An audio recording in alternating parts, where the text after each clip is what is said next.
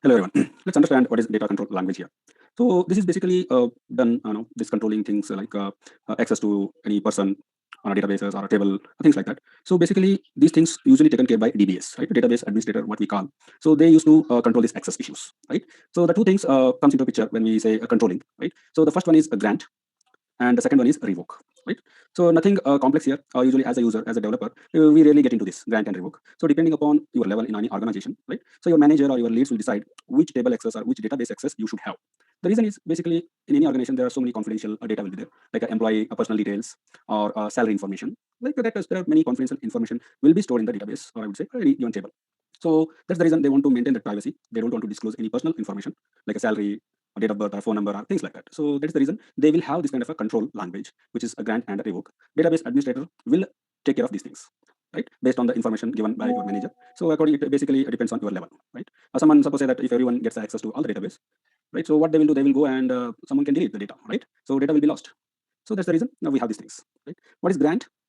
Grant, this will allow a person to work or update on any database, right? So suppose say that as a person, I have joined to any organization, and I wanted to work on particular table, and I don't have access, right?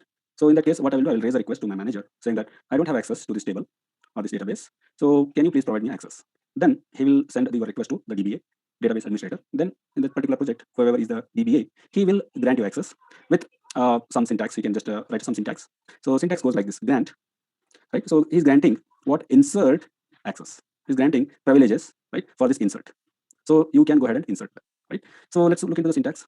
Grant insert select on this table, test underscore table to Shankar. So any name, right? So I'm granting access to a person Shankar, right, on this table, test underscore table, right? As a person, I'm getting access.